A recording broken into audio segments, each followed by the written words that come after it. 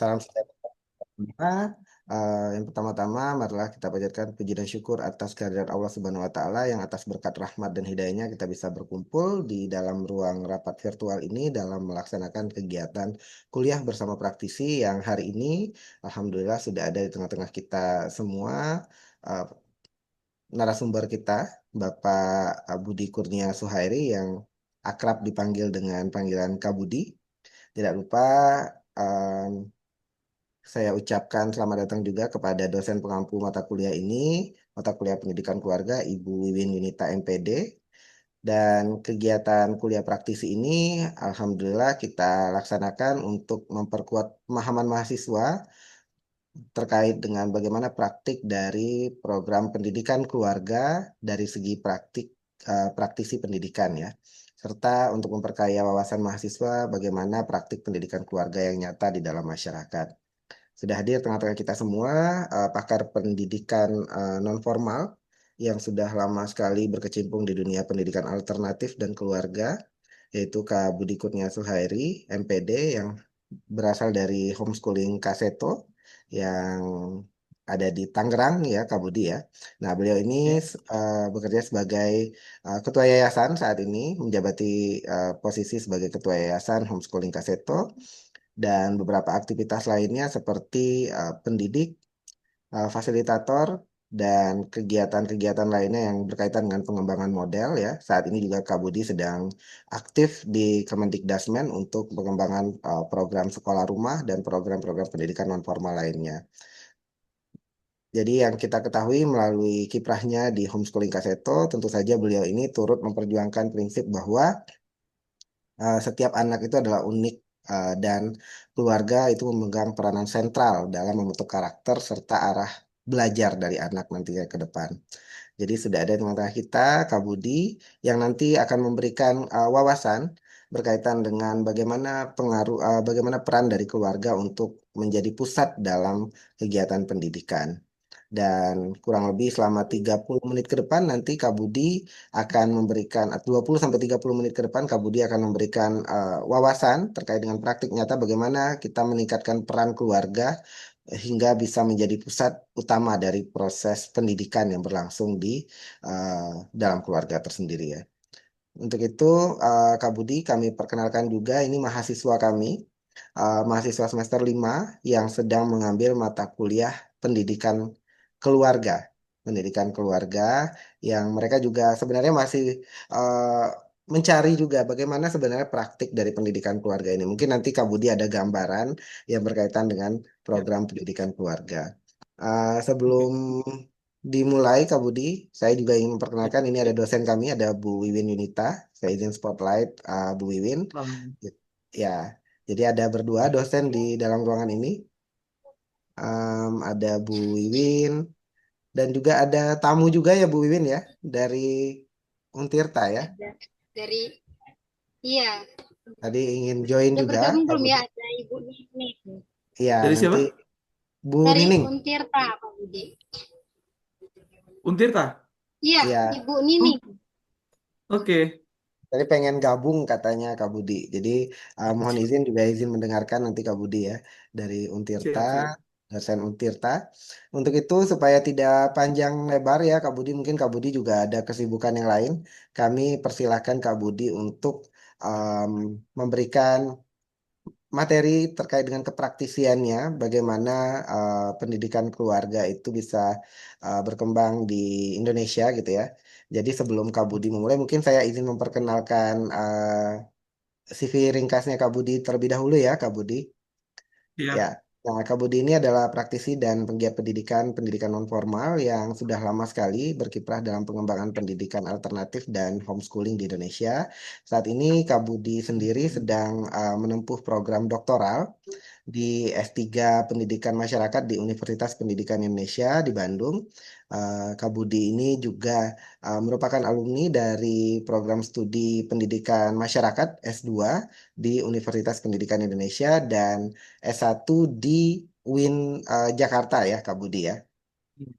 Ya, beliau ini juga merupakan ketua Yayasan Kaseto sekaligus anggota Ban PAUD Pendidikan Dasar dan Menengah di Banten, serta juga aktif di forum komunikasi PKBM, baik di tingkat nasional maupun tingkat provinsi, dan pengalaman panjang Kak Budi ini sebagai eh, pengembang program, pendidik, pelatih, dan beberapa narasumber lainnya di berbagai kegiatan untuk peningkatan pendidik dan pengelola PKBM juga aktif sekali.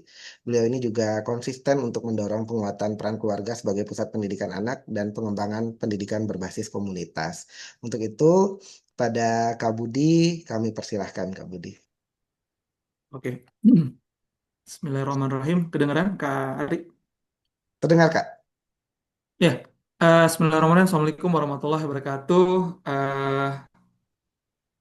Yang saya hormati, eh, ini Pak Kajur ya, sekarang ya. Masih Pak Kajur kan? Prodi ya? Ya. Prodi. Oh, Kak Prodi. Oh, Kak Prodi ya. Oh, siap. Ya, eh, ke Kak Ari, terima kasih atas kesempatannya untuk hadir di sesi perkuliahan ini mengikuti. Terima kasih ya, udah menyesuaikan jadwal saya ya. Walaupun hari ini juga memang terancam terancam batal loh. Tapi alhamdulillah apa dari kepala dinas juga telah diberikan kesempatan juga. Eh, yang saya hormati Bu Wiwin selaku dosen pengampu mata kuliah ini, semoga kita bisa berkolaborasi ke depannya dan teman-teman mahasiswa yang saya banggakan. Sebelumnya memang apa sama kebetulan satu angkatan nih sama Kak Ari nih di S2-nya. Jadi apa selalu menjadi dosen tamu katanya. Dan semoga apa kedepannya akan berkolaborasi untuk bisa apa memberikan peran serta teman-teman pendidikan masyarakat atau pendidikan PNFI untuk banyak terlibat di seluruh komponen pendidikan yang ada di Indonesia. Kami kebetulan saya juga tadi sudah disebutkan oleh Kak Ari ya. Kebetulan saat ini adalah tenaga ahli di Direktorat Pendidikan non formal informal yang rencananya akhir tahun ini Direktorat PNFI itu dibubarkan Kak Ari. Jadi berubah menjadi dirjen apa tetapi bukan dirjen yang terpisah tetapi dirjen berdasarkan kewenangan dari Undang-Undang ODA tahun 2014. Jadi nama dirjennya itu adalah Dirjen PAUD, Dikdas dan PNFI. Itu rencananya dan sudah ditandatangani oleh Bapak Presiden. Dan memang kami masih mencari nomenklatur atau SOTK baru untuk Direktorat PNFI. Apakah nanti akan berubah yang akan di apa yang akan duduk sebagai eselon 3 ya. Semoga Kak Ari bisa menemani saya di kementerian nanti ke depan. Amin, amin. Ah, siap, siap kita mah. Iya. Jadi eh, memang kita agak sedikit protes ya eh, dengan 5 tahun ke belakang karena peran dari pendidikan masyarakat atau PNFI itu sangat berkurang sehingga apa kita hanya mengejar teman-teman yang ada di mohon maaf formal ya. Nah, ini yang kita mau coba meluruskan bahwa ada peran sentral di teman-teman direktorat apa teman-teman di GTK bahwa ada eh, peran lulusan dari PNFI atau pendidikan masyarakat. Karena di peta jalan pendidikan Indonesia itu tahun 2025-2045 salah satunya adalah revitalisasi pendidikan non formal. Nah, revitalisasi itu tidak akan terwujud kalau tidak ada peran serta lulusan dari pendidikan non formal informal dan atau lulusan pendidikan masyarakat. Semoga kedepannya teman-teman mahasiswa yang lulus atau berkecimpung di masyarakat itu bukan hanya duduk sebagai PNS saja atau duduk sebagai apa di kementerian saja, tapi juga tahu bahwa kebutuhan di masyarakat itu apa. Karena dari data kemarin yang kami dapatkan di Pusdatin, dari 11.000 seratusan ya, 11.000 seratusan yang ada satuan pendidikan non formal itu, lulusan PNFI atau pendidikan masyarakat itu nggak lebih dari, ya GTK-nya ya Kak Ari, itu nggak lebih dari 100 orang Kak Ari. Kebayang nggak Kak Ari? Jadi luar biasa ya. Terus pamong-pamong yang ada di apa pamong-pamong yang ada di SKB itu juga masih jadi perdebatan gitu, karena kekosongan pamong yang ada di kabupaten kota, baik itu penilik, baik itu pamong, baik itu kepala SKB, yang seharusnya itu diisi oleh teman-teman pendidikan masyarakat dan PNFI, tetapi mereka yang tidak pernah berkecimpung atau tidak mendalami tentang bagaimana peran pendidikan masyarakat di peran pendidikan masyarakat atau peran PNFI di masyarakat dapat memberikan solusi. Nah, ini yang jadi sebuah sebenarnya kesempatan juga ke teman-teman mahasiswa untuk bisa turun dan bisa memberikan kontribusi. Jadi pekerjaan teman-teman mahasiswa, pekerjaan itu bukan hanya dosen ya, bukan hanya teman-teman yang jadi PNS gitu di apa kementerian, atau banyak sekali peran pendidikan masyarakat ya. eh, saya bilang perputaran perputaran anggaran negara ya di PKBM itu dalam 1 tahun itu hampir sekitar 70 triliun ya. Jadi kalau teman-teman merasa bahwa tidak ada tidak ada kesempatan, kayaknya eh, sangat sangat pesimistis lah ya.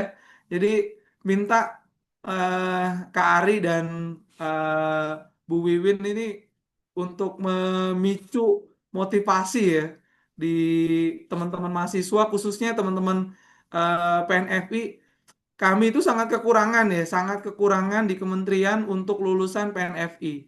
Jadi harapannya teman-teman yang ada, baik itu kemarin eh, kita juga sudah ada pertemuan di Unsika, pertemuan di UNJ. Itu peran strategis PNFI dan pendidikan masyarakat itu luar biasa tinggi ya. Dan ke depannya bukan apakah nanti peran sentral dari teman-teman itu akan menjadi apa penggerak yang akan menghasilkan Indonesia emas atau Indonesia cemas ya Kak Ari ya.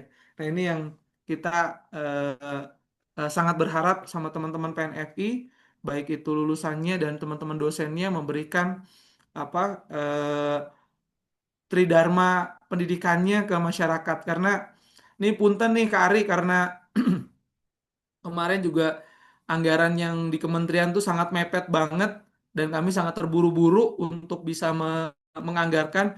Semoga tahun depan dari teman-teman apa Universitas Bengkulu, khususnya apa Pro FI itu bisa berkontribusi di kementerian sebagai akademisi yang memberikan buah pikiran dan ide-ide kreatif untuk membangun pendidikan masyarakat di Indonesia. Kemarin Amin. kami baru baru mengundang UNJ, UNSIKA, terus juga UPI gitu ya, untuk bisa berkontribusi di kementerian. Dan kami berharap teman-teman PNFI di Universitas Bengkulu juga bisa memberikan urun rembuk terhadap buah pikiran ke depannya. Izin Kari, saya mau menampilkan slide ya. Mangga Kak, siap. Bisa kan Kak? Atau harus Bisa, bisa. ini Oke. Mas? Oke, siap. Ya, sudah kelihatan nggak Kari? Sudah Kak. Sudah ya. Oke, oke. Ya, eh teman-teman mahasiswa yang saya banggakan, apa? Mungkin kalau bisa dibilang apa eh, fenomena yang ada di fenomena yang ada di daerah Jakarta dan fenomena yang bergeser sampai dengan saat ini mungkin sudah apa ya sudah berbeda ya dari semenjak 10 tahun yang lalu ya. Jadi kita mungkin melihat pendidikan ya eh, sama mungkin sama Kak Aris sama Kak Wiwin juga bahwa kita adalah produk formal ya, produk formal yang memang tidak masih asing dengan apa itu pendidikan informal, apa itu pendidikan non formal. Nah, ini yang mungkin saya ingin mereview ke teman-teman bahwa oh ternyata di kita itu ada loh 3 jalur pendidikan. Nah, 3 jalur pendidikan ini yang dirasa masih masih awam di masyarakat, khususnya juga teman-teman mahasiswa yang saat ini ada ya. Apakah jurusan PNFI yang teman-teman ampu saat ini merupakan pilihan atau pelarian ya? Itu yang masih jadi apa? Terus teman-teman masih berpikir kira-kira peluang kerjanya gimana ya? Terus apa yang akan kita berikan kontribusi untuk negara di jurusan PNFI? Nah, mungkin salah satu mata kuliahnya adalah pendidikan keluarga atau mungkin kita nyebutnya pendidikan informal ya. Karena walaupun kita nyebutnya itu pendidikan keluarga merupakan bagian dari pendidikan informal. Dan salah satu apa isu yang paling kencang yang ada di Jakarta atau di gedung DPR adalah pengubahan sebutan dari pendidikan informal menjadi pembelajaran informal. Nah, ini membutuhkan tanggapan juga sebenarnya dari teman-teman akademisi. Apakah akan hanya ada pendidikan formal non formal dan pembelajaran informal atau pendidikan formal non formal dan informal? Ini masih jadi sebuah perdebatan di teman-teman kalangan akademisi. Lanjut, eh, sebagai pendidikan keluarga ya, kita mulai pastinya pendidikan itu dimulai dari keluarga. Jadi ada istilah yang mungkin di Islam eh, bahwa ada sebutan atau kutipan dari hadis bahwa al ummu madrasatul ula izza adatul adata sya'ban taibal arak. Ibu adalah madrasah atau sekolah pertama bagi anaknya. Jika engkau persiapkan ia dengan baik, maka sama halnya engkau persiapkan bangsa yang baik pokok pangkalnya. Jadi ini di buku Syekh Salih Al Fauzan, di buku Makanatul Mar'atil fil Islam. Ini adalah apa? Angel-angel saya nih.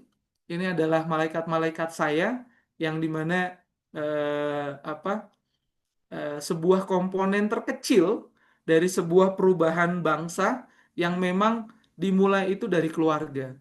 Yang teman-teman yang saat ini duduk di semester 5 ya, eh, baik itu apa wanitanya, baik itu laki-laki, mungkin untuk mempersiapkan mempersiapkan ke depannya itu akan menjadi seperti apa nanti, akan eh, akankah teman-teman itu akan menjadi bagian dari sebuah sistem yang terkecil dari sebuah keluarga dan bagaimana teman-teman membangun keluarga itu menjadi keluarga yang ideal. Dan saya pun juga masih belajar ya teman-teman sekalian bahwa apa yang kita mulai saat ini akan berdampak pada saat nanti teman-teman akan membicarakan tentang keluarga.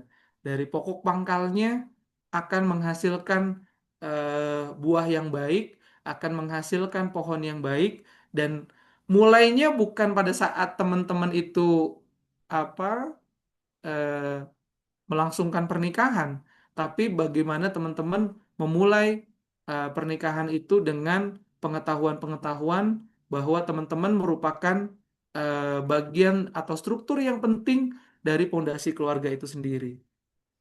Nah, kita tahu bahwa apa saat ini sangat luar biasa dengan program dengan program digitalisasi pemerintah dan kecanduan gawai dan games yang luar biasa di kalangan anak-anak, baik itu tingkat PAUD sampai dengan tingkat SMA. Kita nyebut anak-anak itu dalam konvensi hak anak itu 18 tahun kurang sehari, kurang 1 hari itu disebut anak-anak ya.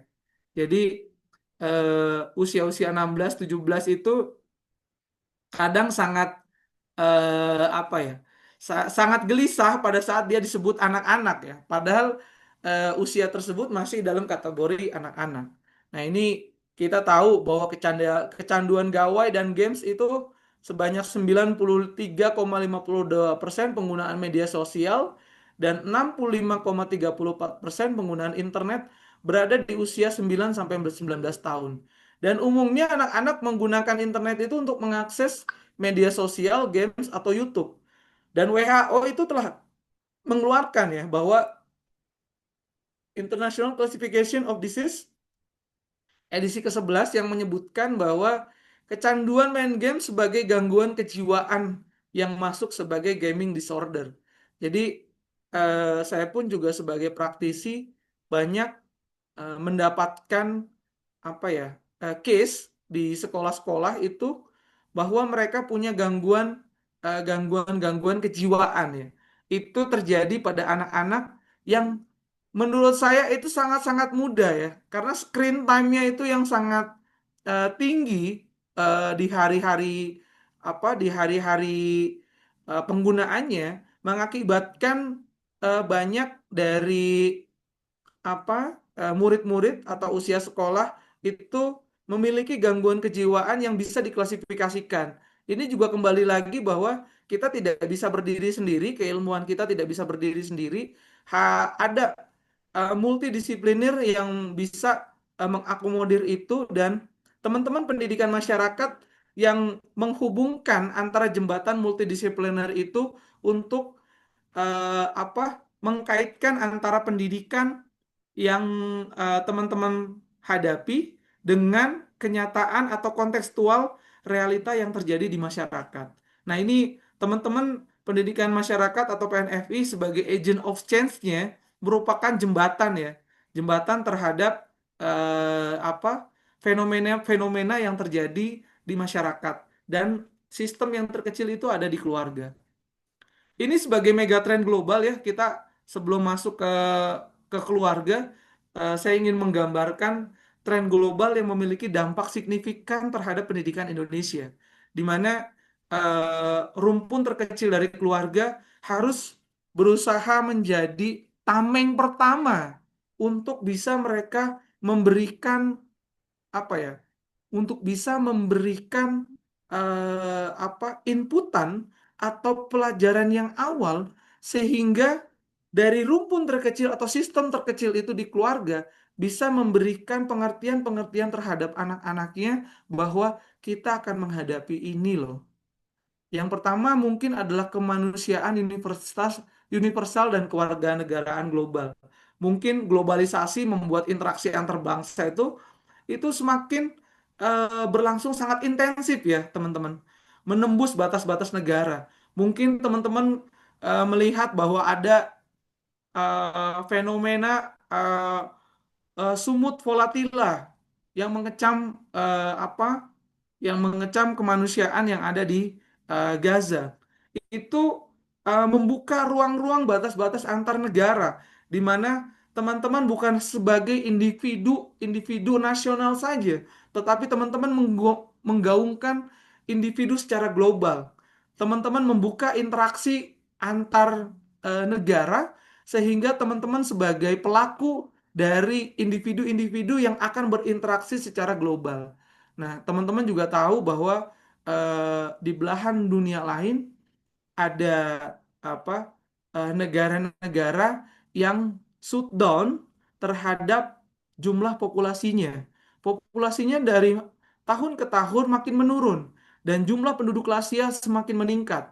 Sekarang kalau teman-teman hanya menjadi pelaku perubahan mungkin di skup terkecil di kota atau di provinsi Bengkulu, ini apa ruang informasinya harus dibuka selebar-lebarnya. teman-teman adalah agent of change dari global itu. Dan teman-teman akan menjadi perubahan dari global itu sendiri. Nah, terus urbanisasi global. Pada tahun 2050 itu diperkirakan sekitar 65% dari penduduk dunia diproyeksikan tinggal di kawasan perkotaan dengan 95% pertumbuhannya terjadi di emerging economies atau negara-negara berkembang. Jadi, pesatnya perkembangan kawasan perkotaan itu perlu diiringi dengan penyediaan layanan pendidikan yang optimal. Dan teman-teman mungkin salah satu dari teman ini akan menjadi penduduk di Jepang, akan menjadi penduduk di Eropa. Karena pendidikan global ini semakin menurun dan Indonesia merupakan apa ya, sumbangsih sumber daya manusia yang luar biasa besar dan mereka akan menjadi apa ya, peran sentral yang ada di negara-negara tersebut. Jadi saya tidak akan membicarakan teman-teman PNFI hanya menjadi bagian dari apa komunitas di Indonesia saja atau yang semakin sempit di Kota Bengkulu saja. Jadi saya ingin membuka wawasan teman-teman yang ada di apa PNFI ini untuk menjadi salah satu dari manusia yang akan menembus batas-batas apa kewarganegaraan global. Terus demografi penduduk dunia, populasi penduduk dunia sedang mengalami perubahan signifikan, terutama di negara-negara yang maju yang sedang menghadapi penuaan populasi dan angka kelahiran yang semakin menurun. Di sisi lain, negara-negara berkembang populasinya semakin meningkat. Mungkin teman-teman telah melihat ya beberapa FYP yang bertebaran di media-media sosial bahwa Jepang sedang menghadapi perubahan budaya yang sangat signifikan karena kedatangan 500.000 keluarga 500.000 manusia dari India yang menganggap bahwa ekonominya harus terus berjalan karena populasi manusia asli dari Jepang itu semakin menurun. Terus perubahan landscape lapangan kerja. Kemajuan teknologi dalam beberapa tahun terakhir ini memicu perubahan landscape lapangan kerja. Nah, di Indonesia ini lebih dari 10% tenaga kerja sudah tergantikan oleh mesin gitu, teman-teman. Tetapi eh, apa tidak ada yang hilang sebenarnya. Tetapi itu berkembang dengan kemajuan dan teknologi dan teman-teman sebagai adaptasi bahwa pendidikan non formal informal itu mengadaptasi dari kebutuhan masyarakat. Makanya nanti suatu saat ya teman-teman akan menjadi mungkin teman-teman akan menjadi penilik, akan menjadi pamong belajar, akan menjadi ketua-ketua PKBM atau ketua SKB.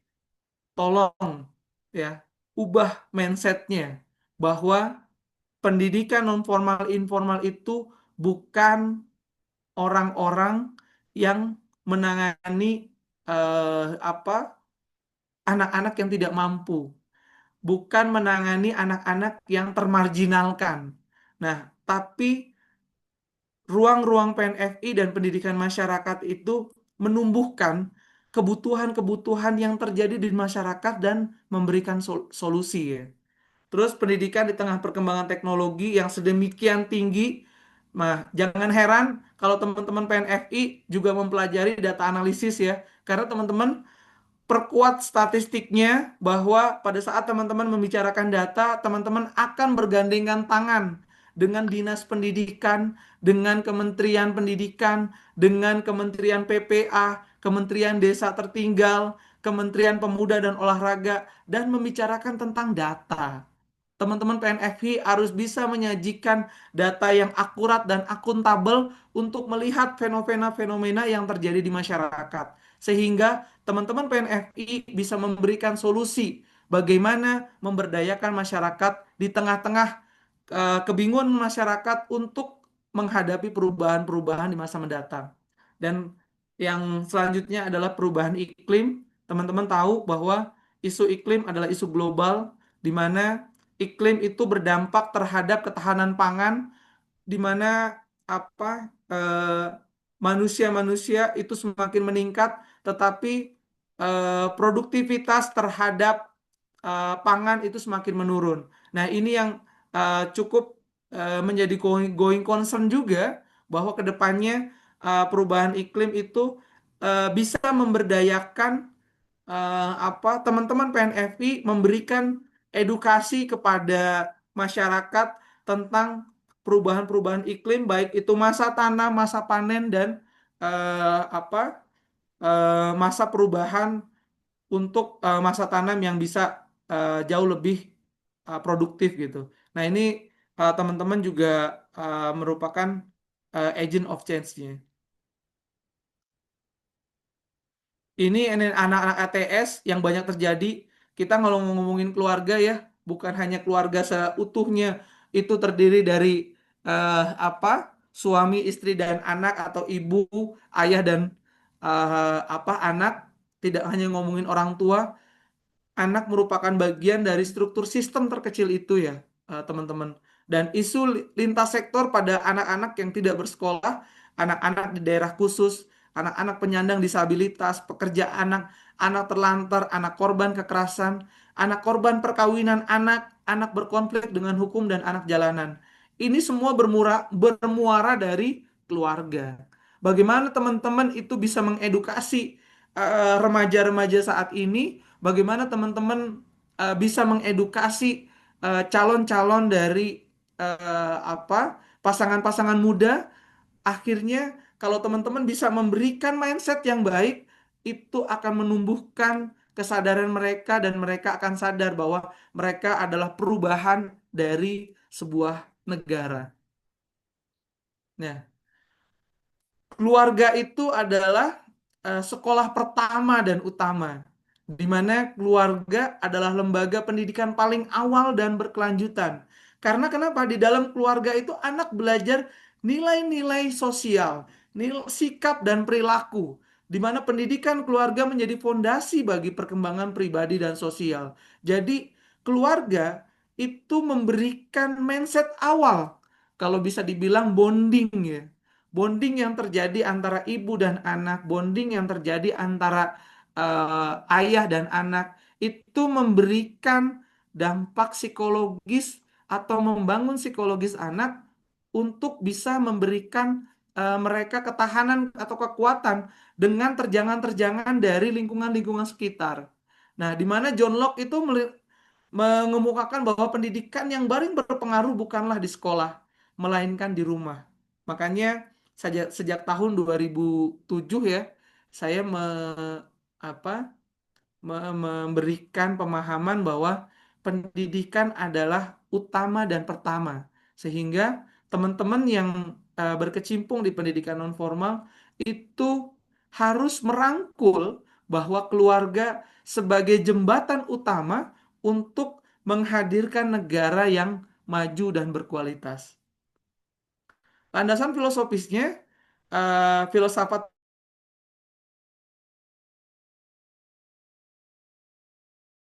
dan konstruktivistiknya, di mana ada Piaget dan Vygotsky. Anak-anak membangun pengetahuan melalui interaksi dalam keluarga, dan filsafat religiusnya, keluarga sebagai tempat pembentukan moral, iman, dan karakter. Jadi Bapak Ibu, sorry Bapak Ibu lagi, teman-teman ya, kebanyakan ngobrol di depan Bapak Ibunya, teman-teman yang hadir, kalau teman-teman merasa bahwa kayaknya tidak terjadi di ngomong dengan orang tuanya, interaksi dengan orang tuanya, karena hak anak salah satunya adalah didengar. Ya, mungkin bapak ibunya eh, apa eh, punya kesibukan yang luar biasa, tetapi kalau bisa dibilang, saya dan istri saya selalu ngomong bahwa kalau komunikasi itu terputus gitu, biasanya eh, timbul friksi-friksi kecil ya.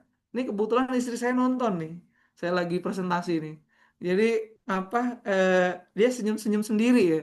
Jadi harapannya bahwa interaksi itu bukan hanya terjadi di antara di antara suami dan istri juga, tetapi interaksi itu terjadi di antara anggota keluarga yang di dalam satu rumah. Mungkin fenomena ini agak sedikit berbeda mungkin. Ada yang suami istri tinggal dengan mertuanya, ada suami istri yang membawa bapak ibunya. Nah, ini harus diberikan atau dibangun komunikasi yang produktif gitu. Karena teman-teman teman-teman akan menjadi akan menjadi suatu hari nanti akan menjadi ibu atau bapak atau orang tua yang memberikan pemahaman kepada putra-putrinya. Terus juga fungsi pendidikan dalam keluarga, ada fungsi afektif yang menanamkan kasih sayang, empati, dan moral. Di afektif ini sedemikian penting ya, bagaimana teman-teman itu bisa memberikan rasa kasih sayang, bisa memberikan rasa empati, dan itu semua dimulai dari keluarga. Ada fungsi sosialisasi, memperkenalkan norma, etika, dan tanggung jawab sosial. Ada fungsi edukatif, memberikan bimbingan, belajar, motivasi, dan kebiasaan positif.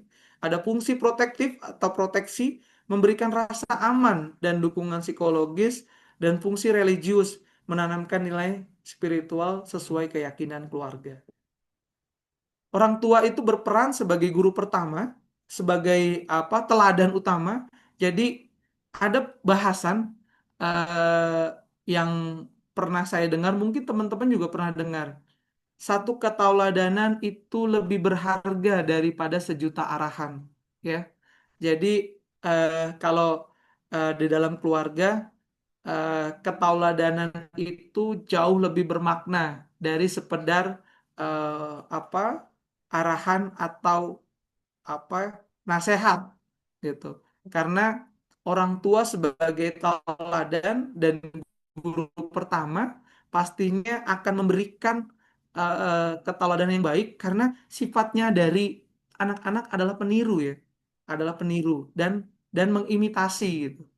Terus pembiasaan habit formation lebih efektif daripada instruksi verbal. Sekarang kementerian apa ya, mensosialisasikan tentang 7 kebiasaan anak Indonesia hebat. Itu tidak akan berarti tanpa peran keluarga. Karena kenapa? Peran keluarga itu membiasakan hal-hal yang baik sehingga pada saat pembiasaan itu dilakukan selama 3-4 bulan akan berdampak terhadap perilaku dan kebiasaan anak. Nah, pembiasaan itu tidak bisa dimulai dari sekolah. Pembiasaan itu dimulai dari keluarga. Dan teman-teman sebagai agen perubahan di masyarakat, apalagi Kak Ari ini disertasinya adalah parenting coaching nih. Ya, jadi luar biasa nih yang bisa ditimba sama Kak Ari. Dan memang ada sebuah struktur sosial yang berbeda antara keluarga yang ada di pedesaan dengan keluarga yang ada di perkotaan. Tetapi fungsi utamanya adalah keluarga sebagai pendidik utama. Itu yang tidak dibedakan antara keluarga di pedesaan dengan keluarga di perkotaan. Terus rumah sebagai ekosistem pendidikan, tempat tumbuh nilai, komunikasi dan disiplin. Jadi komunikasi yang baik adalah komunikasi yang mulai dari keluarga. Jadi kalau bisa dibilang kalau mau nanya, kalau Ustadz bilang ya, kalau mau nanya si istri itu bagusnya itu si tanya suaminya. Terus kalau mau nanya si suami itu atau si A itu si Fulan itu bagusnya di siapa? Tanya istrinya. Itu yang pertama. Berarti kalau teman-teman akan tahu keluarga itu yang bagus, yang baik itu pertama itu tanya tanggapan istrinya atau tanggapan suaminya terhadap rekan atau partner hidupnya gitu. Nah, itu akan jauh lebih jujur tuh jawabannya tuh daripada eh, menanyakan teman-teman atau orang di sekitarnya ya. Nah, jadi eh, kegiatan harian. Jadi dari hal yang remeh-temeh dari sebuah keluarga itu adalah misalnya makan bersama atau mencoba membangun untuk membaca buku atau berdialog dengan remeh-temeh dan apa ya, dengan remeh-temeh kegiatan-kegiatan yang dilakukan, itu akan kebangun bonding lingkungan belajar yang efektif. Nah, itu tanpa bisa apa ya, tanpa bisa kita pungkiri bahwa komunikasi yang baik adalah komunikasi yang dimulai dari keluarga. Peran orang tua yang tadi saya bilang sebagai teladan, mentoring, monitoring, motivating, mediating. Nah, ini tidak akan berjalan ya, teman-teman, tanpa perlibatan dari orang tua sendiri. Berarti orang tua harus belajar, orang tua harus paham. Karena apa yang didapat orang tua 20 tahun yang lalu itu tidak sama dengan penerapan atau zaman yang sedang berlangsung saat ini. Makanya perlunya perubahan-perubahan di apa? Perubahan-perubahan pola pikir, perubahan-perubahan terhadap critical thinking orang tua yang tidak pernah berhenti untuk terus belajar.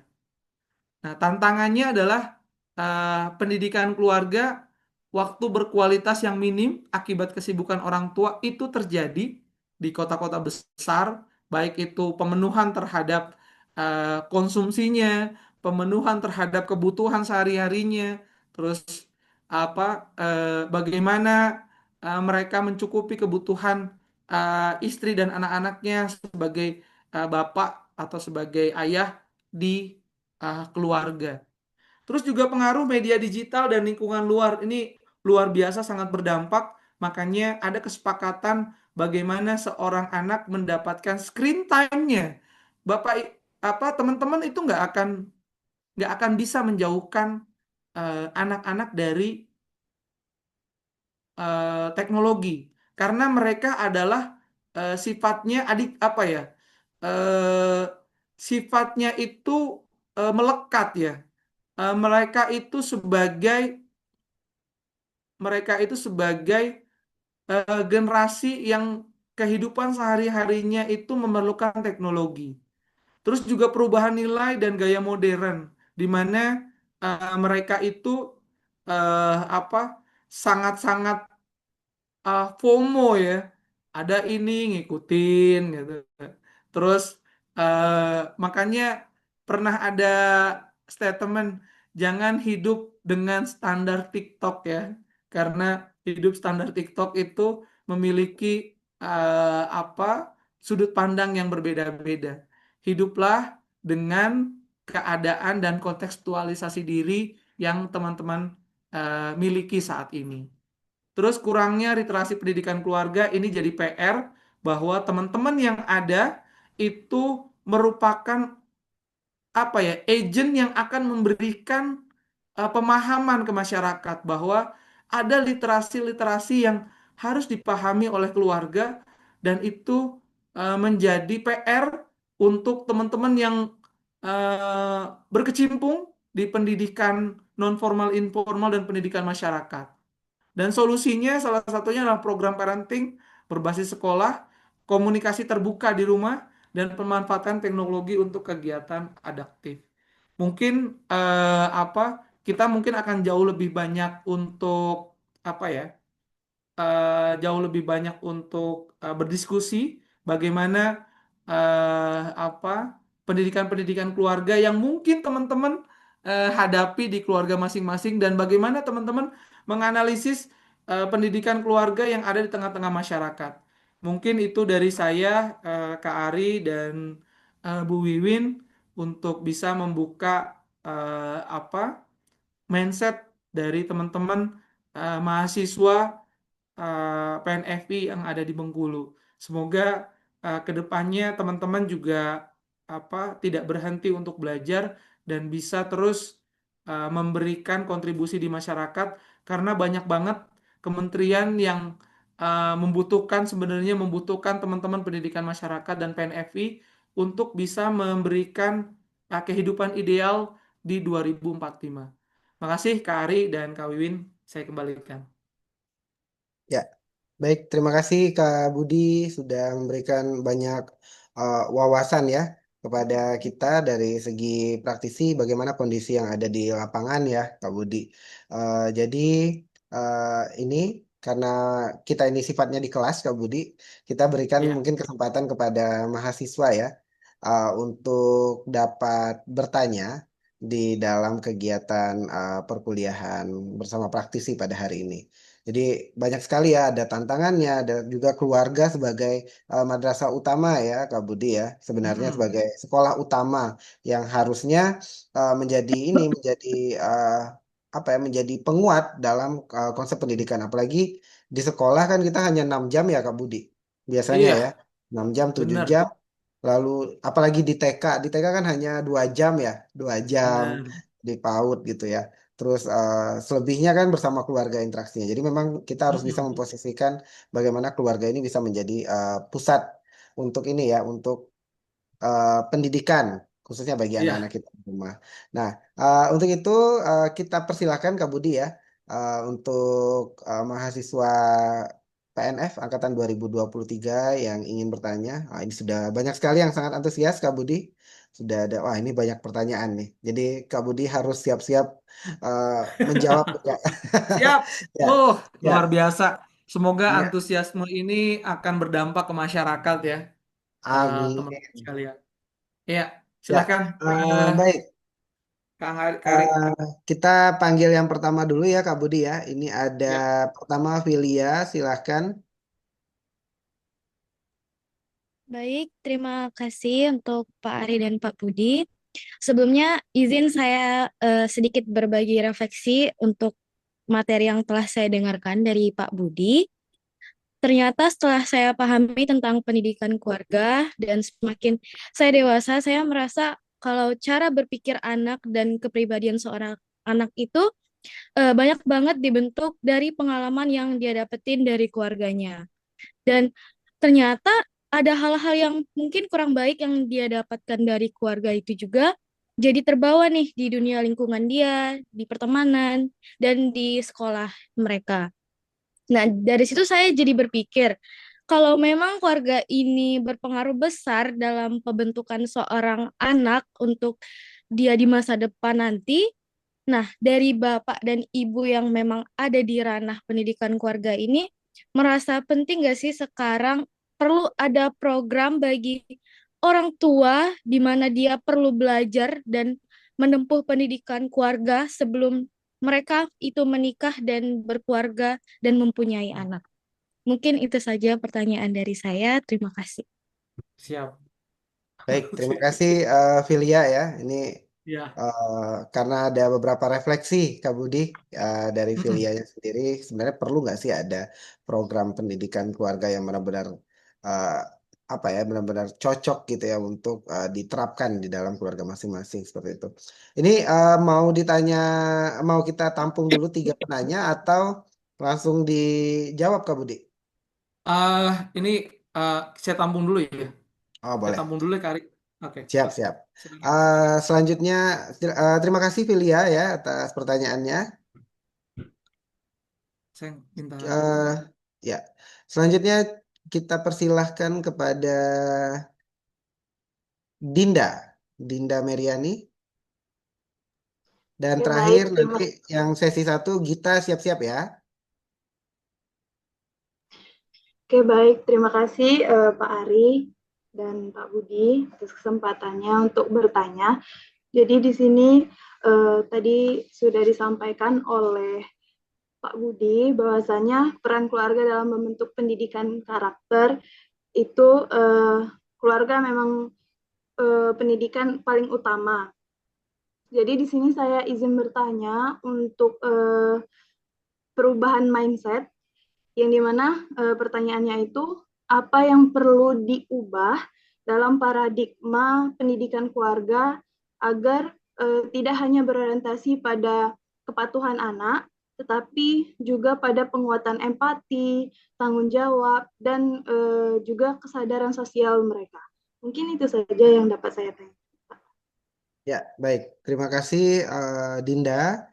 Mungkin saya ini ya Kak Budi ya, saya simpulkan pertanyaannya. Jadi sebenarnya perubahan mindset yang seperti apa nih yang harusnya ada di dalam pandangan pendidikan keluarga itu sendiri Kak Budi. Mungkin yang sebelumnya keluarga terlalu memberikan apa ya, mempersilahkan kepada dunia pendidikan untuk memberikan apa ya, memberikan pembelajaran, merawat anak-anaknya di sekolah gitu ya, membentuk karakternya. Nah, sekarang harusnya paradigma seperti apa nih yang dimiliki oleh keluarga seperti itu Kak Budi? Baik, terima kasih Dinda. Selanjutnya di sesi satu ini kita tutup tiga Satu penanya lagi ya. dulu, Satu Kak Ari. lagi ada, Jadi tiga, tiga, tiga ya penanya dulu ya, Kak Ari. boleh boleh Kak Budi. Ada Ya, satu Gita lagi. Seneka, silakan Gita. Baik, terima kasih kepada Pak Budi dan Pak Ari. Sebelumnya, perkenalkan nama saya Gita Senecarigen. Nah, Pak, saya sangat tertarik dengan materi Bapak yang dimana kalau keluarga itu sebagai pusat pendidikan. Nah, seperti yang saya lihat, Pak, banyak keluarga atau orang tua itu pendidikannya itu belum merata kan, Pak? Nah, menurut Bapak, bagaimana sih Pak konsep sekolah rumah itu bisa benar-benar dijalankan secara efektif dalam kondisi seperti orang tuanya yang latar belakang pendidikannya belum merata, supaya tetap bisa membentuk karakter anak dan menyiapkan mereka menghadapi tantangan di zaman yang penuh perkembangan baik teknologi maupun digital. Mungkin itu saja sih Pak pertanyaan dari saya. Terima kasih. Oke, Baik, terima makasih. kasih Gita. Jadi lebih kepada gimana nih Kak Budi kita menghadapi eh, konsep atau mengembangkan konsep sekolah rumah yang mana memang keluarga ini kan mungkin dari orang tua banyak yang pendidikannya tidak merata. Mungkin ada yang tamatan SD, Benar. tamatan SMP gitu ya. Jadi kan tidak sama nih apa ya konsep pendidikan mereka gitu ya. Lalu Mm-mm. mungkin juga sebagai gambaran Kak Budi penambah pertanyaan kita tadi. eh, Orang tua juga dalam konsep sekolah rumah ya Kak Budi ya. Kan orang tua Hmm. harusnya mendidik gitu ya. Apalagi di homeschooling yang pada dasarnya kan homeschooling itu orang tua ya yang mendidik anaknya Iya, gitu ya Kak benar, Budi ya. Dengan benar. kurikulum yang ada nanti mereka belajar gitu ya. Belajar Mm-mm. bersama apa? Bersama anaknya di rumah tapi mengacu pada kurikulum. Nah, sedangkan orang tua saat ini mungkin ya orang tua yang di zaman-zamannya dulu ya tidak menyelesaikan pendidikannya, tidak tidak mendapatkan ijazah yang setara gitu ya. Nah, gimana mereka bisa mendidik anak-anaknya? Nah, bagaimana nih kira-kira dari Kak Budi sebagai pengembang homeschooling Kak Seto juga ini ya, homeschooling menyeimbangkan antara pendidikan orang tua yang tidak eh, tidak merata dengan pembelajaran yang harus mereka berikan di rumah, gitu Kak Budi. Silakan Kak Oke, Budi. makasih Kak Ari. Ya, ini Ya. eh, kita mau sangkut pautin ini ke pendidikan keluarga, terus juga kita mau sangkutkan ini dengan pelaksanaan homeschooling ya. Jadi eh, homeschooling itu merupakan pilihan ya, teman-teman. Homeschooling itu merupakan pilihan, kita tidak bisa menyamaratakan. Karena saya tadi udah pada saat awal itu sudah menyampaikan bahwa di Indonesia itu punya tiga jalur pendidikan. Ada pendidikan formal, non formal, dan informal. Dan Undang-Undang Sisdiknas saat ini itu mengakomodir pendidikan informal bisa diakui oleh negara bila mereka mendapatkan asesmen atau evaluasi yang diselenggarakan oleh negara. Saat ini yang dilakukan oleh negara adalah eh, pada zaman apa Pak Mukti saat ini adalah TKA, tes kemampuan akademik. Mereka itu yang jalur informal atau homeschooling itu bisa mengikuti atau bisa hasil lulusannya diakui sama formal. Nah, ini kita kembali lagi nih ke pembahasan tentang pendidikan keluarga. Jadi, teman-teman, di pendidikan keluarga yang memang kita punya apa ya masing-masing kalau saya bilang individu itu kan berbeda-beda ya karena saya menyebutnya individu itu memiliki kekhasan masing-masing. Nah, begitupun di keluarga. Jadi pada saat ada komitmen di antara suami dan istri, komitmennya itu harus sejalan. Jangan sampai pada saat si istri ngomong iya, suaminya tidak. Atau pada saat si suaminya ngomong tidak, si istri mengiyakan. Nah, ini yang menjadi problematika. Karena eh, mungkin teman-teman pernah berpikir dan senyum-senyum sendiri, ya, senyum-senyum sendiri. Pernah dengar yang saat ini lagi rame tepuk sakinah ya, Kari? Iya, betul. Saya bilang, apakah tepuk sakinah memberikan dampak yang cukup signifikan? Ini kayaknya harus harus dibikin penelitian oleh teman-teman Penmas nih. Bagaimana dampak tepuk sakinah terhadap keluarga Gen Z yang saat ini sudah melakukan pernikahan? Apakah tepuk sakinah memberikan dampak yang signifikan bahwa Gen Z itu tidak akan bercerai ke depannya gitu? Misalnya seperti itu. Nah, ini kan juga kita masukkan sebagai penelitian yang bisa dikaji oleh teman-teman pendidikan masyarakat atau PNFI. Nah,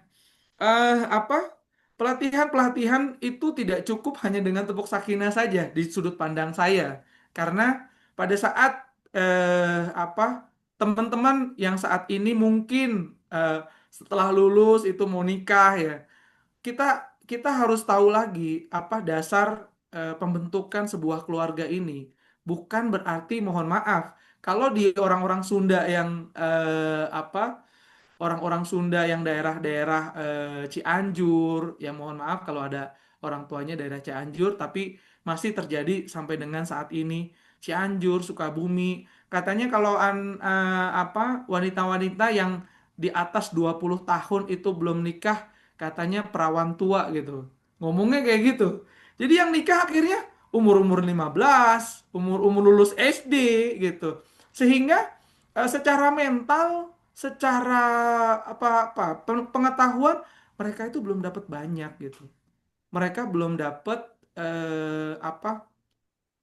pentingnya sebuah pengetahuan untuk membangun keluarga. Nah, sebagai agent of change-nya teman-teman dari PNFI, teman-teman dari Penmas yang mungkin teman-teman KUA tidak bisa memberikan penyuluhan-penyuluhan ya. Nah, tetapi pada saat eh, apa pada saat kita membangun dari awal, bukan membangun pada saat keluarga udah jadi gitu. Habis itu bagaimana ngebangunnya? Nah, itu sebenarnya bukan bukan ngomongin kata terlambat, tapi dimulai dari eh, usia-usia SMA kita membangun, kita memberitahukan bagaimana pola pola keluarga nanti, bagaimana sex education yang sehat, bagaimana memberikan eh, membangun bonding antara orang tua dan anaknya, sehingga pada saat mereka itu masuk ke dalam keluarga, mereka situ sudah siap pola hidup sehat, terus pola gizi yang sehat. Ini banyak terjadi nih Kak Ari di kota-kota besar. Jadi calon-calon ibu, calon-calon orang tua yang mereka itu me, apa ya, yang mereka itu tidak melakukan pola makan yang sehat, mengakibatkan anaknya mengalami gangguan, baik itu gangguan psikologis atau kejiwaan maupun gangguan kesehatan Kak Ari. Dan yang kami hadapi saat ini, saya punya namanya SKH atau SLB yang orang tuanya itu rata-rata mereka kelahiran tahun 96 Kak Ari, Hmm. 98 Kak Ari. Nah, itu mereka punya anak-anak yang tingkatan TK dan SD itu punya gangguan psikologis yang luar biasa Kak Ari. ADD, ADHD, autism, Down syndrome itu tidak dimulai pada saat mereka baru nikah, tapi dimulai mereka itu dari pra-remaja, umur-umur 24, 25. Sehingga mereka pada saat membangun keluarga itu akumulasi dari kehidupan-kehidupan Hmm. pra-remajanya Kak Ari atau kehidupan remajanya, sehingga pola pola pola makan mereka yang mohon maaf kebiasaan makan seblak ya, kebiasaan makan junk food gitu terakumulasi pada saat mereka hamil anaknya. Nah, itu mengakibatkan gizi anaknya tidak seimbang, terus kebutuhan asupannya tidak seimbang, dan mereka melahirkan anak-anak dengan gangguan psikologis dan kejiwaan yang sedemikian eh, apa eh, apa pola pertumbuhannya itu terganggu. Nah, kalau itu tidak diubah mindsetnya pada pada saat pola pola pola makannya itu tidak sehat, terus pada saat menghadapi anak itu tidak mau belajar, itu sama aja kok, nanti nanti anak-anak juga akan berkembang dengan usianya. Nggak bisa kayak gitu. Itu harus dipelajari bagaimana nanti mendeteksi sejak dini akan jauh lebih bermanfaat pada saat anak itu nanti jadi tumbuh dan dewasa.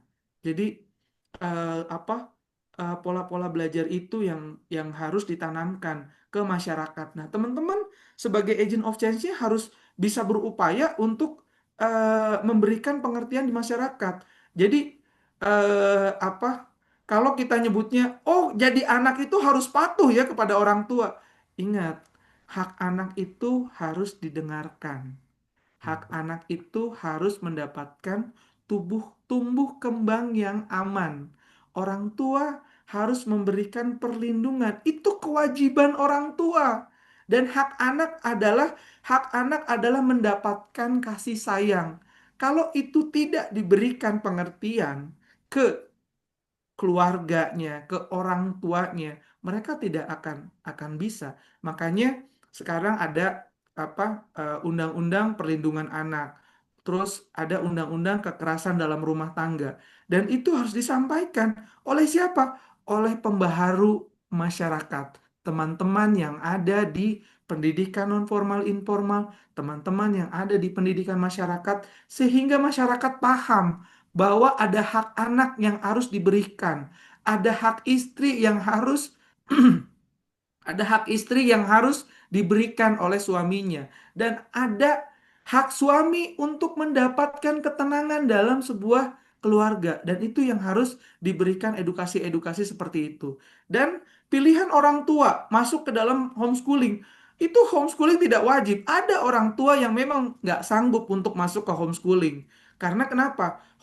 Homeschooling itu peran orang tua akan jauh lebih besar. Mereka akan memberikan perencanaan-perencanaan pembelajaran yang sedemikian terjadwal. Tetapi kalau misalnya orang tua itu nggak mampu untuk masuk ke dalam homeschooling, homeschooling itu menjadi pilihan atau alternatif. Kayak misalnya eh, orang-orang duta besar yang belajar di luar negeri, itu kan mereka punya punya jadwal pekerjaan yang terbatas waktunya, sehingga anaknya di homeschoolingkan untuk mereka bisa mengikuti kemana orang tua itu pergi.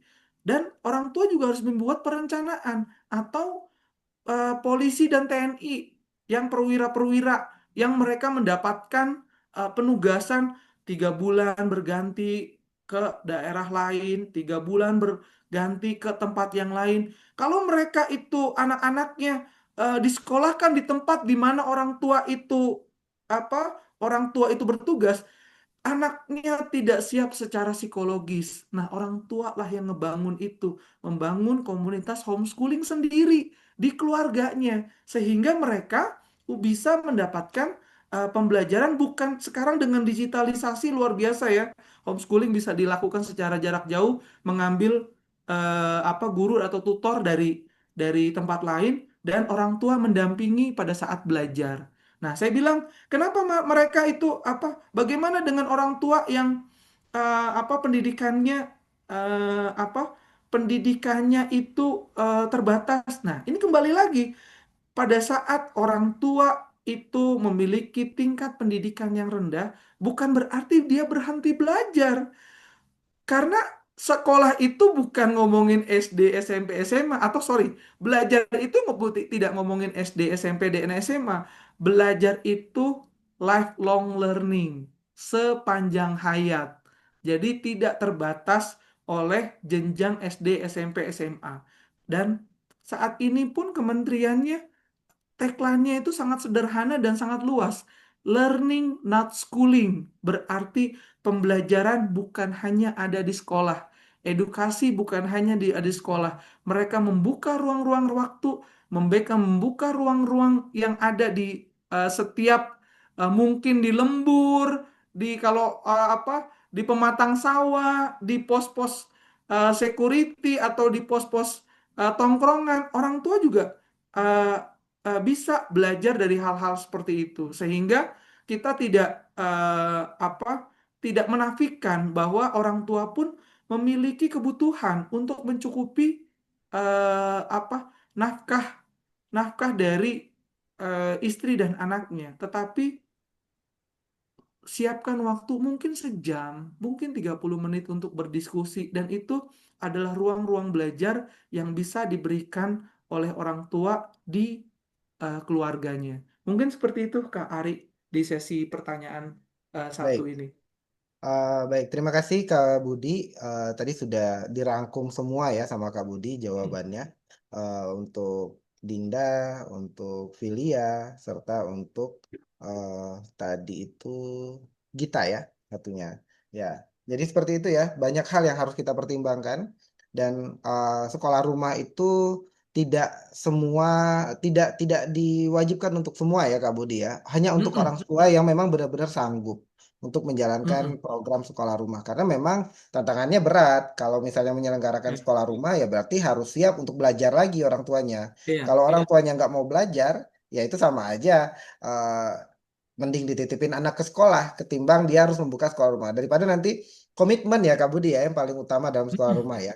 Kalau kita nggak ada komitmen di awal untuk mengembangkan sekolah rumah, nggak ada komitmen untuk belajar lagi, nanti anak-anak akan Mm. terbengkalai pembelajarannya di Benar, rumah.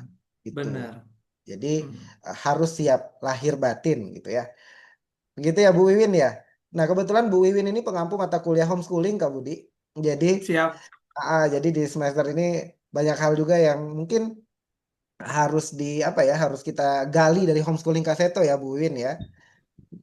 Pak Aris, setuju sekali. Nah, sebelum saya mohon maaf ya, Pak, di sini agak bising karena anak-anak lagi di ruang nonton juga gitu. Jadi saya Oh, hanya siap, siap. Ya, ya. Baik, terima kasih Kak Budi, tanggapannya luar biasa sekali ini ya Bu Win ya. Dari apa yang ini mungkin memang ini yang dicari-cari sama mahasiswa kita, jawaban-jawaban yang seperti ini karena biasanya kalau di kelas Kak Budi kita itu ya basisnya teori ya. Teorinya seperti Hmm. apa? Ini kayak gini nih harusnya. Ya, yang pastinya memang eh, tidak bentuk nyatanya. Jadi dengan Benar. kehadirannya Kak Budi di kelas ini Oh, jadi kita ada gambaran nyata, oh ternyata seperti ini polanya di lapangan ya, gitu. Kak Budi kita terima 3 pertanyaan terakhir ya Kak Budi ya, karena siap. memang Hmm. mungkin kalau tidak bisa bertanya semua, nanti bisa di apa dicatat. Nah mungkin Dicatat, eh, ntar ditampung, kan, dikirim ke Kak Ari. iya dari saya kirimkan ke Kak Budi gitu ya, jadi dibalas nanti sama Kak Budinya. Ya, 3 penanya terakhir ini ada Tata, ada siapa Dika, satu Yang lagi cowok Fajri. boleh tuh, yang cowok. Yang cowok. Ya, ada Tadi Fajri. cewek semua tuh Kak Ari. Oh, boleh, boleh, boleh. Jadi dia ulang ya. Fajri, Foirel, sama Tata. Silakan. Nah, oke, silakan. Karena kita itu krisis laki-laki di sini, Kak Budi. Mahasiswa pun juga terbatas. Eh, Silakan, silakan. Fajri. Baik, Pak. Terima kasih atas kesempatannya. Di sini izin mau bertanya, Pak.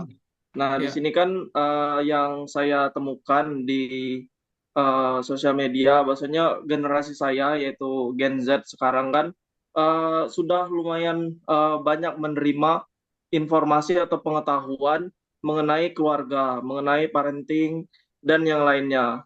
Itu menurut saya merupakan hal yang baik kan untuk mempersiapkan mereka biar selanjutnya berkeluarga itu bisa siap. Mm-mm. Tetapi bukannya yang diharapkan saya itu bisa terlaksana, tetapi kayaknya malah muncul dampak negatif itu, Pak. Banyak generasi Gen Z sekarang itu merasa takut atau cemas untuk berkeluarga atau membuat keluarga karena yang mereka takutkan itu banyak faktor-faktornya kayak tidak bisa bertanggung jawab dengan keluarga, Ya. dengan anaknya, tidak bisa memenuhi kebutuhan anaknya, ataupun yang lainnya, Pak. Itu kira-kira menurut Bapak bagaimana untuk memberikan keyakinan bahwa, kepada generasi Gen Z bahwasanya berkeluarga itu tidak semengerikan atau semenakutkan itu, Pak. Oke. Ya, mungkin itu aja, Pak. Pertanyaan yang bagus untuk seorang kepala Hmm. keluarga. Ya, baik. Terima kasih, Terima Fajri ya. kasih, Fajri.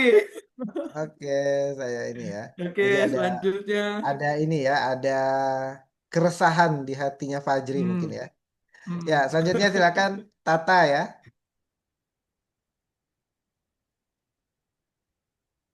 Halo Tata. Baik, terima kasih atas kesempatannya, Bapak. Jadi sebelumnya izin di sini saya ingin bertanya kepada Bapak Budi, yaitu tadi saya fokusnya itu ke tren global terhadap perkembangan teknologi.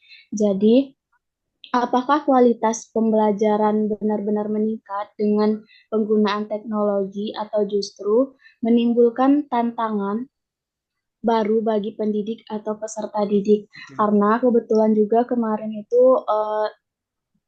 saya bertanya kepada salah satu warga bahwa mereka itu memiliki tantangan eh, terhadap anak-anaknya itu ke penggunaan gadget gitu, Pak.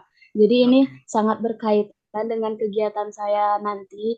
Jadi eh, saya butuh jawaban gitu dari Bapak, Pak.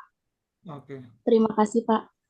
Iya, makasih sama-sama. Baik, terima kasih Tata. Jadi tantangan Iya, ya di era digital ini ya Pak Budi tantangannya. ya. Iya. Dan terakhir ini pertanyaannya nanti dipamungkasi oleh Bu Wiwin ya setelah Hmm, Voirel. Silakan Voirel. siap. Oke, izin Bapak sebelumnya. Apa ada Iya, suaranya? sudah, Ada. sudah. Sebelumnya terima kasih Bapak sudah memberikan kesempatan untuk bertanya.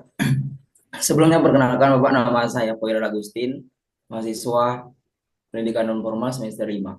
Nah, di sini sebenarnya Bapak pertanyaannya ini sebenarnya mau 10. Nah, tapi kan berhubung sama Pak Ari tadi tidak boleh banyak. Iya, Nah, jadi jangan mungkin ada banyak-banyak dua Pak. pertanyaan Bapak. Nah, pertama itu pertanyaan yang menyoroti di PowerPoint Bapak, dan kedua pertanyaan terkait statement dari Bapak yang sudah disampaikan ketika Bapak pemaparan tadi. Nah, memang benar ini Bapak, kalau untuk pendidikan non formal ini sendiri bisa dilihat minimnya laki-laki. Nah, tapi di sini pertanyaannya ini, bagaimana sih Pak yang saya soroti di PowerPoint Bapak, cara membuat pendidikan non formal ini lebih diminati dan disorot di era mengetrennya globalisasi di sektor pendidikan. Nah, itu yang saya soroti di PowerPoint Bapak tadi. Nah, Oke. pertanyaan kedua Bapak terkait pemerintahan dan juga terkait prospek kerja nantinya. Saya sangat menyoroti akan hal itu tadi Bapak. Nah, untuk pertanyaan kedua ini, kekosongan orang-orang program pendidikan non formal di tingkat pemerintahan itu yang Bapak sampaikan tadi. Nah, itu yang saya bingungkan. Apa jalur yang harus ditempuh untuk masuk ke sana? Dan kekosongan di tingkat pemerintah itu kekosongan yang bagaimana, Bapak? Sehingga kami pendidikan non formal ini mempunyai peluang yang lebih besar sesuai yang dengan Bapak sampaikan tadi. Nah, mungkin itu kan Oke. menjadi mungkin kan itu menjadi motivasi kami nantinya. Setelah kami Oke. menempuh S1, apakah kami harus menempuh S2 atau yang lainnya? Sehingga kan kami lebih bersemangat dan lebih bisa mengajak orang-orang bahwasanya pendidikan non formal ini itu loh kalau di sektor pemerintahan yang paling tertinggi dan sangat peluangnya lebih besar. Nah, mungkin itu Bapak, cuman luas saja nanti kalau berlebih nanti eh, kena komen juga Bapak. Mungkin itu. Terima kasih atas kesempatannya. Ya, terima Sama-sama. kasih Voirel. Bu Wiwin langsung Bu Wiwin. Boleh mungkin apa namanya Pak Ari dijawab dulu aja sama Kak Oh Budi. ya, Ini boleh. soalnya bukan Baik. bertanya, lebih ke Oh sharing ya. aja pengen. Oh iya, boleh, boleh. Baik, ini Siap. sangat menarik Kak Budi. Jadi banyak sekali yang Ah, bertanya ini. Jadi mahasiswa ini sangat antusias, termasuk kami mm-mm. dosen-dosen juga sangat antusias ini dalam kegiatan hari ini. Silakan Kak Budi. Iya, makasih teman-teman dan luar biasa teman-teman PNFI. Eh, Semoga bisa lebih aplikatif ya nanti teman-teman PNFI yang ada di Bengkulu untuk mengisi semua kekosongan yang ada di pemerintahan Indonesia ya khususnya ya. Ini saya sangat tertantang juga nih sama kebijakan Pak Prabowo nanti karena ini yang megang apa kebijakan adalah Pak Prabowo langsung. Jadi apa kalau tadi Fajri diawali dengan pendidikan keluarga di mana apa eh, dari Gen Z itu takut untuk berkeluarga. Nah, iya, Fajri, sebenarnya komitmen terhadap berkeluarga itu bukan komitmen satu orang, tapi komitmen dua orang. dua orang untuk membentuk sebuah keluarga di mana ada kesepakatan, ada pemahaman, dan ada hal bukan bukan ngomongin yang enak-enaknya saja dalam berkeluarga, tetapi pada saat ada sebuah apa ya, sebuah sebuah conclusionnya, teman-teman deadlock, bagaimana menyelesaikannya? Jadi Fahri harus memahamkan pasangannya nanti. Kalau saya marah, kamu akan ngapain? Kalau saya marah, kamu harus ngapain? Kalau kalau dia itu berulah, saya harus ngapain? Bukan hal itu, bukan ngomongin apa nanti eh, makannya bagaimana, nanti tinggalnya seperti apa. Itu hal yang kesekian kali lah, Fahri. Kan Fajri. Karena hal tersebut itu bisa dikomunikasikan pada saat ada komitmen bahwa apa lelaki itu sebagai apa koam ya. Kalau dalam Islam itu nama Arijalu Qawwamuna 'ala nisa.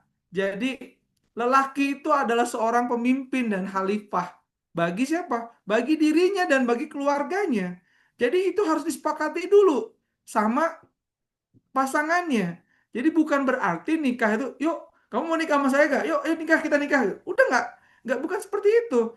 Bagaimana memahamkan tentang kalau saya marah itu seperti apa? Karena kebanyakan pada saat lelaki marah itu apa otak sadarnya itu tertutup, Fajri, sehingga mereka akan membabi buta gitu, dan akhirnya apa pasangannya itu tidak bisa mengakomodir. Makanya ininya perlunya kematangan psikologisnya, kematangan psikologis untuk menghadapi dua insan yang berbeda.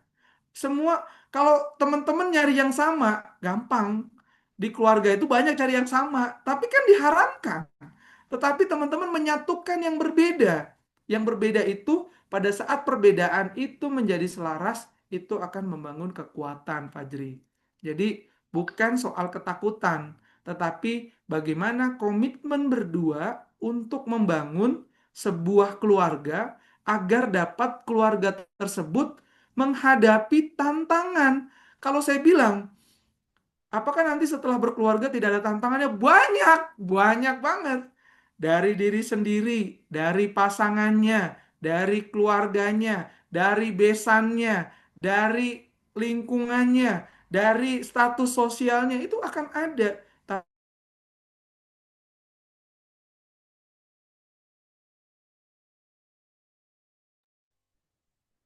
Terputus ya? Putus sepertinya jaringan Kak Budi. Pak. Oh iya, jaringan. Kita tunggu sebentar ya.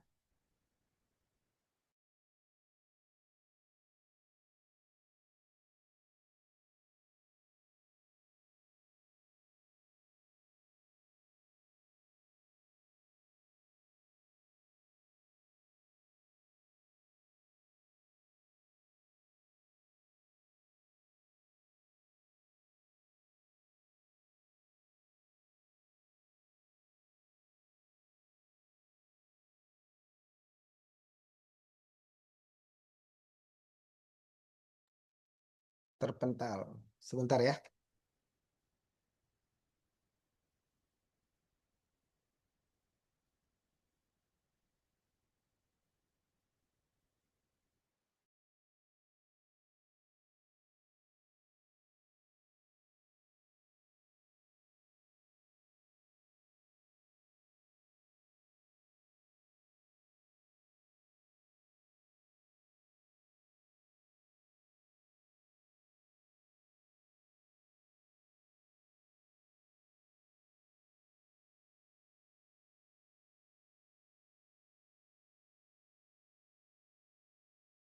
Sorry, Kari. Mati, Kari, ininya. Oh ini ya, Apa? hilang sinyal Hotspotnya tadi. mati. Oh, Hotspotnya mati. iya tidak apa-apa Kak Budi. Ya, Sebentar. jadi komitmen berdua ya, Fajri, terhadap apa membangun keluarga. Karena eh, insya Allah rezeki itu udah diatur sama Allah. Dan apa pada saat kalian berkomitmen terhadap apa terhadap masalah karena dalam keluarga itu kalian akan bertemu dengan berbagai masalah. Tapi bagaimana teman-teman bisa meregulasi meregulasi emosinya, meregulasi keinginannya, bukan keinginan individu tapi keinginan bersama gitu, Fajri. Terus juga Tata tadi membicarakan tentang teknologi. Teknologi itu seperti pisau bermata dua ya. Jadi screen time pada anak itu maksimal itu di bawah usia 15 tahun itu satu hari itu 2 jam maksimal tuh Tata. Jadi apalagi di anak usia dini ya, itu 30 menit satu hari. Nggak boleh lebih dari itu. Tapi kalau teman-teman main ke kota besar gitu, banyak anak-anak yang sedang makan itu, kalau supaya diam itu dikasih handphone. Nah, sekarang kembali lagi, anak-anak yang hidup saat ini itu masuk ke dalam apa? eh, masuk ke dalam generasi yang hidup berdampingan dengan teknologi. Jadi, lintasan teknologi itu nggak bisa dipungkiri. Tetapi bagaimana menggunakan teknologi itu sebagai alat bantu, bukan sebagai prioritas utama. Kalau misalnya teman-teman menggali sebuah teknologi itu, menggunakan teknologi itu untuk berbagai macam, khususnya di pendidikan, itu sangat luar biasa. Teman-teman jangan bertumpu terhadap teknologi itu mencari semua tugas kuliah itu dari teknologi, tapi tidak memahami kontekstual yang ada disampaikan oleh teknologi tersebut. Teman-teman menggunakan berbagai macam AI untuk mencari referensi, boleh, nggak masalah. Tapi referensi itu tidak dibaca dan tidak diaplikasikan. Masalahnya adalah orang Indonesia itu males baca. Males baca. Karena tingkat literasi kita ternyata se-ASEAN itu nomor 2 Kak Ari. Nomor 2 terbawah Kak Ari setelah Filipina. Ya, jadi pada saat memainkan tentang literasi, baik itu literasi numerasi, baik itu literasi digital, orang Indonesia itu malas membaca. Setelah dapat informasi itu ditampilkan plek-plek sampai tanpa dia memahaminya. Nah, bagaimana orang tua mengakomodir keinginan dari anak-anaknya untuk membuka wawasan-wawasan didampingi pada saat anaknya menggunakan gadget. Berapa lama? 30 menit. Dampingi 30 menit. Sehingga mereka tidak seperti anak yang kehilangan kontrol di dunia maya dengan seluas itu. Jadi kalau ada pop up yang bermasalah bisa langsung dimatiin sama orang tuanya. Dan akhirnya orang tua juga paham, oh kegemaran anak saya tentang ini. Dampingi hal seperti itu. Sebelum ditinggalkan nanti di usia 12 tahun. Kalau setelah 12 tahun itu pendampingannya secara intens dan terarah dan sudah terjadwal, insya Allah kita akan bisa memberikan pondasi ke anak-anak kita. Gitu ya, Kari. Dan eh, apa Koirel, nih kita menanggung dosa masa lalu nih, Kari. Jadi pada saat apa pada saat Pak Jokowi memoratorium tentang hadirnya PNS, memoratorium apa pengrekrutan PNS, jadi ada satu generasi yang hilang, baik itu tingkat kabupaten kota, baik itu tingkat di kementerian. Teman-teman yang berkecimpung di apa sivitas publik, baik itu ASN, baik itu P3K, itu sangat-sangat kurang. Karena kenapa? Ternyata kebutuhan yang cukup tinggi di pendidikan masyarakat dan ini juga harus dibicarakan oleh Menpan RB. Karena kenapa? Teman-teman yang tergabung di Apenmasi, di IKPNFI itu harus memberikan pemahaman ke Menpan RB bahwa IPABI itu tidak bisa diisi ruangnya oleh lulusan-lulusan dari eh, apa? Lulusan-lulusan dari eh, fakultas ilmu pendidikan yang lain, diisi sama psikologi, diisi sama BK.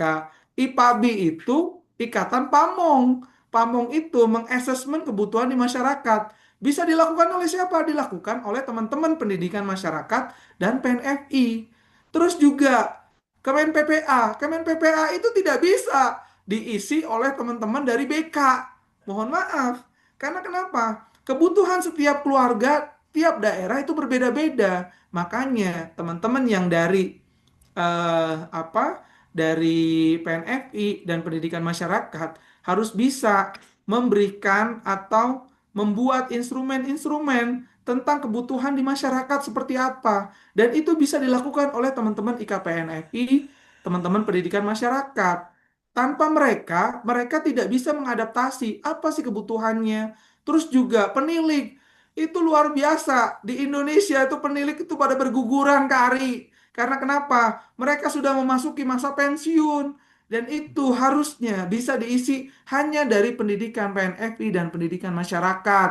Nah, ini kekosongan ini. Nah, ini yang kami juga sedang perjuangkan di kementerian. Kebutuhan kita terhadap GTK, pendidikan non formal informal, dan pendidikan masyarakat sedemikian tinggi. Tetapi kebutuhan itu tidak diakomodir oleh peraturan yang berlaku saat ini. Nah, ini kemarin keluhan Kak Ari di Pamong itu sudah terdengar langsung oleh Dirjen GTK, Bu Nani ya. Hmm. Bu Nuni kalau nggak salah. Hmm. Semoga ke depannya teman-teman PNFI itu bisa mengisi ruang-ruang di pemerintahan, bukan hanya di pemerintahan pusat, tapi juga pemerintahan-pemerintahan daerah. Karena hanya beberapa orang yang lulusan PNFI yang mau ikut berkecimpung di sektor-sektor publik itu yang untuk mengedukasi masyarakat. Nah, inilah pentingnya peran-peran teman-teman PNFI dan pendidikan masyarakat. Mungkin itu dari saya, Kak Ari. Ya. Semoga bisa menambahkan insight ke teman-teman yang ada di Universitas Bengkulu, khususnya pendidikan non formal informal. Ya, baik. Terima kasih Kak Budi. Ini suatu yang apa ya dapat lagi gambaran baru ya terkait dengan perkembangan dari pendidikan non formal, pendidikan informal maupun pendidikan masyarakat gitu ya. Ada satu lagi Kak Budi mungkin sharing ya sedikit dari Ya, dosen siap. kami. Ada Bu Wiwin ingin berbagi dengan Kak Budi mungkin. Silakan Bu Wiwin. Iya, selamat siang Pak Budi, salam kenal ya. Saya Wiwin, Siap. rekan kerjanya Pak Ari ini. Pak Ari ini luar biasa sekali ya Pak Budi ya. Pak Budi, Kak Budi sudah banyak dengar ya tentang pendidikan keluarga. Kemudian saya tadi sebenarnya di ini bukan pertanyaan tapi sharing saja gitu. Saya melihat perkenalan dari Kak Budi tadi, Masya Allah, bidadari-bidadari cantiknya ya. Eh, ada 3 ya, berapa Iya. ya tadi ya Pak Budi ya. Nah, gini Kak Budi, jadi saya ini kebetulan alhamdulillah sudah dikaruniai 2 anak. Ya, saya Waduh, selamat, ya Bu. 4 tahun, yang satu itu masih baby banget ya, 8 bulan. Nah, jadi saya pengen sharing gitu Kak Budi. Kak Budi udah banyak bidadarinya, udah 3, Masya Allah sekali. Jaraknya juga sepertinya tidak terlalu jauh gitu ya Kak Budi. Nah, putri saya yang tua ini, dia kadang-kadang protes karena ibunya terlalu banyak waktu sama adiknya gitu. Nah, menurut Kak Budi nih, kalau Kak Budi dalam keluarga, kebetulan katanya istrinya lagi di depan, salam dia Kak Budi istrinya gitu ya. Gimana Kak Budi komunikasi antar suami istri dalam menanggapi anaknya yang saat ini? Kalau saya tuh lagi transisi dari kemarin dia sendiri satu-satunya banyak perhatian, sekarang udah adiknya gitu. Mungkin itu Kak Budi, gimana nih tipsnya? Jadi perbedaan perbedaan perhatian ya Bu Wiwin ya. Iya benar. Ini makanya istri saya tuh selalu menguatkan saya pentingnya pillow talk ya. Pillow talk ya. Jadi pentingnya itu ya Bu Wiwin karena eh, apa eh, ini perannya itu termasuk juga peran suaminya Bu Wiwin, peran ayahnya. Karena pada saat Bu Wiwin ngebangun bonding ke anaknya yang baru berusia 8 bulan itu terjadi kekosongan antara Bu Wiwin dengan anak yang pertama. Nah, hal itu menjadikan si kakak itu merasa disisihkan oleh adiknya. Nah, ini juga banyak terjadi nih Bu Win dengan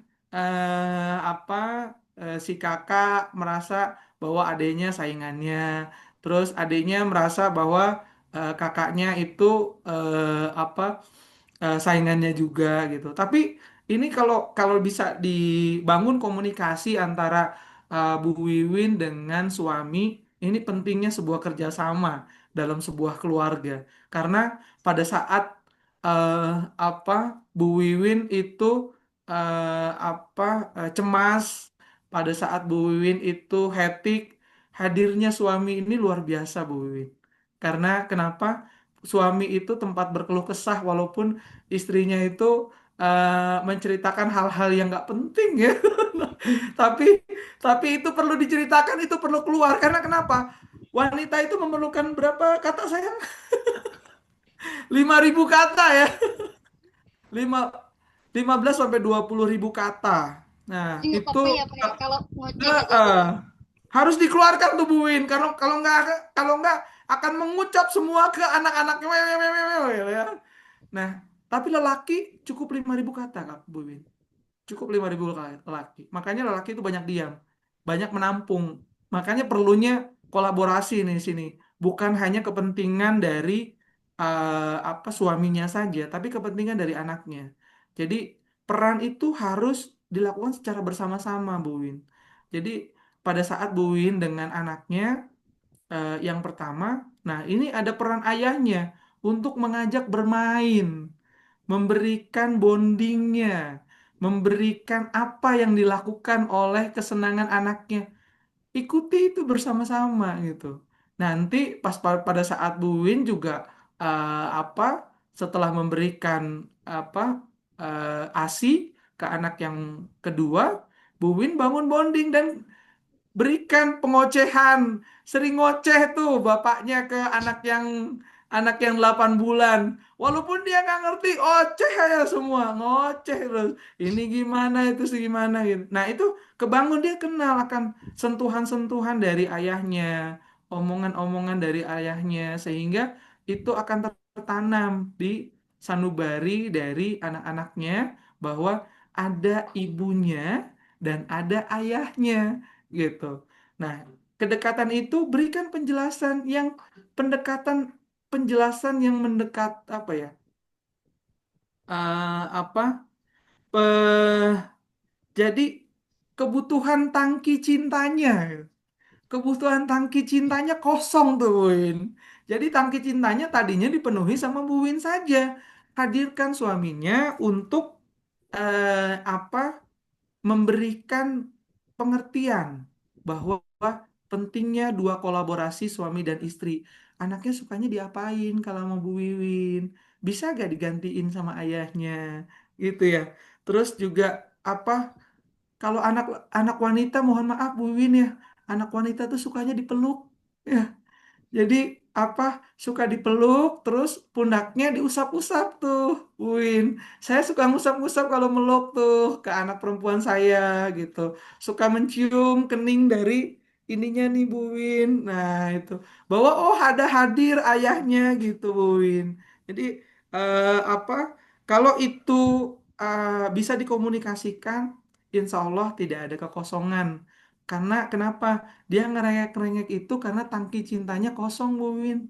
Nah, itu yang terjadi, Bu Win. Jadi itu sharing-sharing dan saya pun juga, Bu Win, masih belajar. Karena kenapa? Karena anak kita hidup di zaman ini, bukan hidup di zaman kita dulu waktu kita mendapatkan pembelajaran. Mungkin itu, Bu Win, terima kasih. Mungkin masih Ya banyak Kak belajar. Budi, terima kasih sekali.